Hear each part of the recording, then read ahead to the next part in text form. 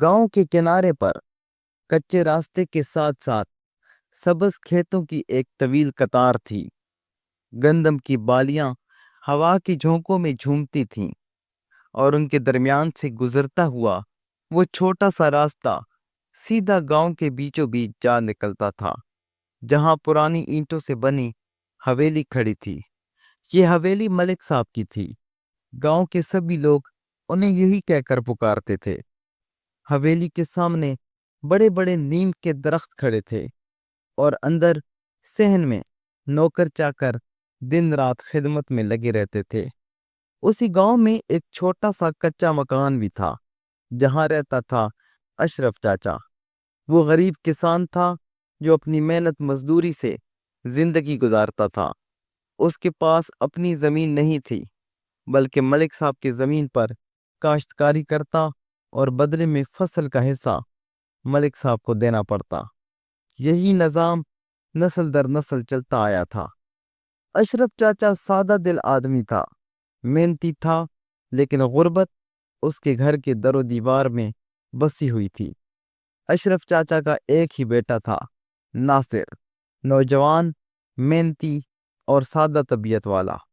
नासिर खेतों में बाप के साथ काम करता, कभी बैलगाड़ी चलाता, कभी पानी लगाता, कभी कटाई में हाथ बटाता। लेकिन उसके हिस्से का सबसे अहम काम यह था कि जब भी फसल तैयार होती और मलिक साहब के हिस्से का अनाज या गला हवेली भेजना होता, तो वही नासिर ये जिम्मेदारी पूरी करता। यही सिलसिला उन दिनों भी चल रहा था। नासिर अक्सर हवेली आता जाता था। वो अनाज के बोरे, गंदम की बोरी या कभी गुड़ और मकई लेकर हवेली पहुंचता।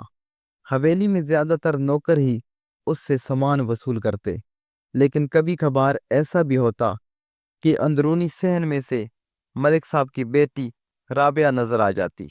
राबिया एक नाजुक मिजाज, तालीम याफ्ता और हसीन लड़की थी। वो अक्सर खिड़की या छज्जे से झांक लेती, कभी किसी बहाने सहन में आ निकलती। नासिर ने पहली बार उसे देखा तो बस देखता ही रह गया। उसके लिए ये मंजर नया और अनोखा था, जैसे कोई रोशनी अचानक अंधेरी जिंदगी में दाखिल हो गई हो। पहले पहल ये मुलाकातें महज एक दूसरे को देखने तक महदूद रहीं। नासिर शर्मिला सा था और राबिया भी बररास कुछ न कहती, लेकिन आंखों के इशारे, हल्की सी मुस्कुराहटें और कच्चे दिल की धड़कनें अपना काम कर रही थीं। रफ्ता रफ्ता नासिर और राबिया के दरमियान एक खामोश ताल्लुक बनने लगा। जब नासिर हवेली आता तो राबिया छुप छुप कर उससे बात करने लगती, कभी पानी का गिलास देने के बहाने, कभी अनाज गिनते हुए। ये सब छोटे छोटे लम्हे थे, मगर नासिर के लिए कीमती खजाना। वक्त गुजरता गया और ये खामोश ताल्लुक मोहब्बत में बदलने लगा। नासिर को अब अपनी मेहनत और थकन कुछ भी मुश्किल नहीं लगती थी। दिन भर खेतों में पसीना बहाता, लेकिन शाम को उस उम्मीद पर खुश हो जाता कि कल फिर हवेली जाना है और शायद एक झलक राबिया की देखने को मिले। दूसरी तरफ राबिया भी नासिर को दिल से चाहने लगी थी। वो जानती थी कि नासिर गरीब है, किसान का बेटा है, लेकिन दिल के मामले में ये सब फर्क बेकार लगने लगते हैं। उसने नासिर में एक सच्चाई, एक खलूस महसूस किया था, जो आसपास के नवाबजादों और जागीरजादों में नापैद था। लेकिन मोहब्बत का ये सिलसिला इतना आसान न था।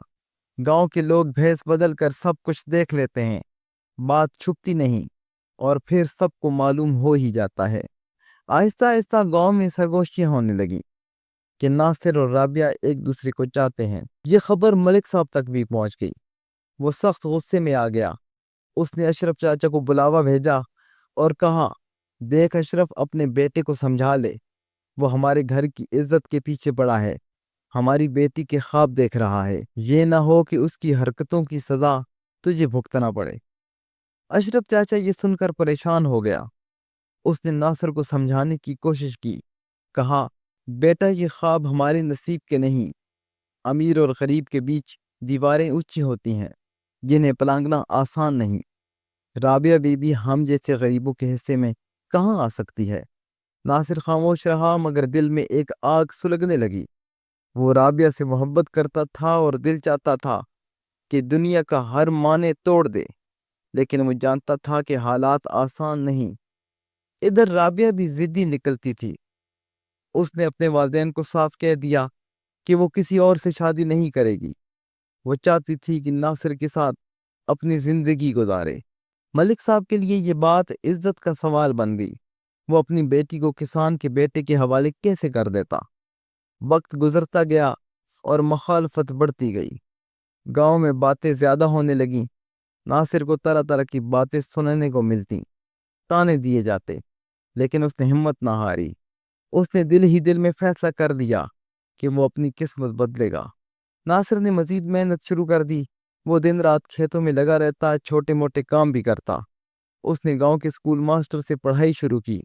دن کو مزدوری اور رات کو کتابیں، یہی اس کی زندگی کا نیا اصول بن گیا۔ اشرف چاچا حیران تھا کہ یہ لڑکا کس آگ میں جل رہا ہے، لیکن وہ جانتا تھا کہ یہ سب محبت کا کرشمہ ہے۔ رابعہ بھی ناصر کی حوصلہ افزائی کرتی۔ جب کبھی موقع ملتا اس سے کہتی، میں تمہاری ہمت بنوں گی، تمہارے ساتھ رہوں گی، تم بس ہارنا مت۔ یہ الفاظ ناصر کو نیا حوصلہ دیتے۔ چند سال یوں ہی گزر گئے۔ ناصر نے تعلیم حاصل کر لی، شہر جا کر امتحان دیے اور محنت کی بدولت ایک اچھی نوکری حاصل کر لی۔ اب وہ صرف ایک کسان کا بیٹا نہ رہا تھا، بلکہ اپنی محنت سے عزت کمانے لگا تھا۔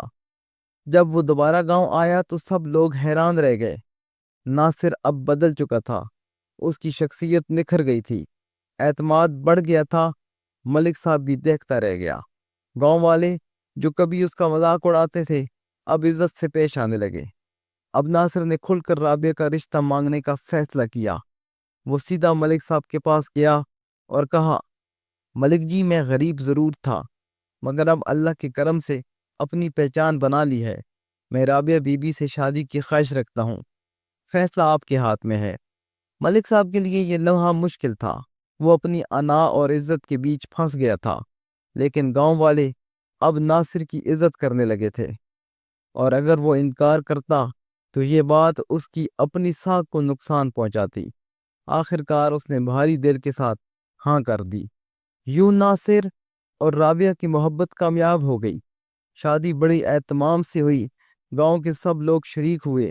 یہ وہ لمحہ تھا جب ایک کسان کا بیٹا سب کے لیے مثال بن گیا۔ اس نے دکھا دیا کہ محنت، حوصلہ اور سچائی سے انسان اپنی تقدیر بدل سکتا ہے۔ رابعہ خوش تھی کہ اس نے اپنے دل کی سنی اور اپنے خواب کو حقیقت میں بدلا۔ ناصر کی زندگی کا وہ سفر جو کھیتوں کی مٹی سے شروع ہوا تھا، آخر کار عزت، محبت اور کامیابی کی منزل تک پہنچ گیا۔